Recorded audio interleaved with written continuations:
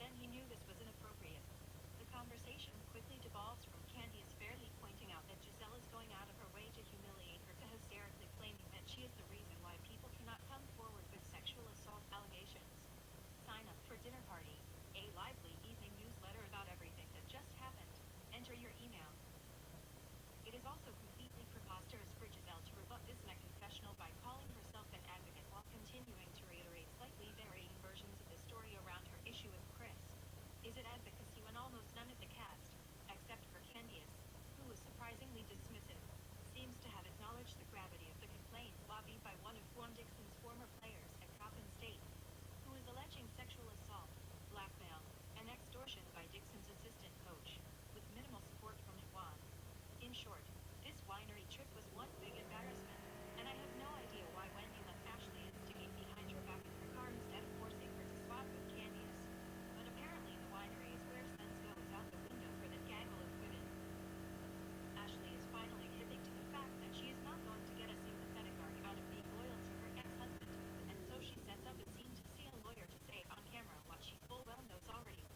That she needs to get a forensic accountant and not trust the random paperwork that Michael draws up and tells her to sign. Ashley is not nearly as dim as she is pretending when it comes to the finances. This is the same woman who made sure to drafting a post-nup then renegotiated marriage terms on camera. I am certain that while she is trying to stall on spending legal fees out of her own pocket, she is intentionally sending a signal to Mr. Darby that she will pull the trigger if needed. Her talents for strategic mess are not exclusive to causing chaos amongst her coworkers. This episode is also not the first time she heard allegations of Darby with men, if not the specific as more by name. Mia is coordinating the trip to Miami, which we already know is going to end in disaster, by musically throwing the drink in Wendy's face. Getting a little more insight into Mia and Jacqueline's relationship history. Jacqueline's mom fostered her and the two went together to see Maya's father in the hospital when he passed in prison. It truly is tragic that whatever happened in the last year led to them not being on speaking terms at all now. That said, it's hard to sustain a soft spot from Mia when she is about as consistent as my workout schedule. Despite all her alleged opulence, she is going to intentionally create a mismatched bedroom situation. Mia doesn't like Wendy, which is fine, but her seeming need to legitimize that lands flat to me. Wendy is just a bit corny, and that's okay. She's not uniquely more condescending than Mia, who lords her class status over everyone and is constantly scoffing over mediocre accommodations or RHOP.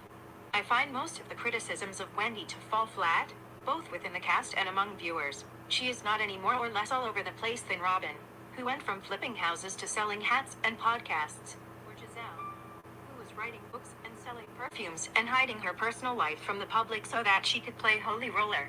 Ashley is out here doing TikToks in an airport lounge so that she doesn't hop back on top of that sentient cadaver she calls a spouse. Karen is doing tourism videos and promoting peanuts at the same time she is pushing candles and perfumes. Someone can just not click for people. You don't have to have a reason for it, but you're not going to pretend that Cheris is a ham of a time all because you can't stand Wendy. Not in my America. Speaking of all over the place, now that Chris is taking his grievances against Giselle and Ashley to social media and Candice has decided not to discourage his reactions, Robin has concluded that she privately agrees with her bestie that the Bassetts are going too far, and has disclosed as much on a shopping outing with Ashley and Giselle. Giselle has now decided that she came to Candice in peace at the winery, and that Candice is exaggerating the situation to her husband, which is unbalanced representation of the actual sequence of events, but facts have clearly become irrelevant. Since we are also pretending that Giselle and Robin know how to dress themselves for a girls' trip, to Maya's credit, she is taking the women to someplace beyond.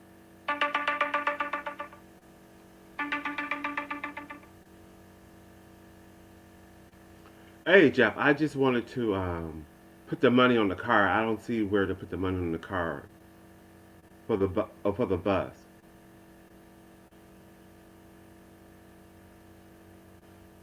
Okay. All right. All right. Bye bye.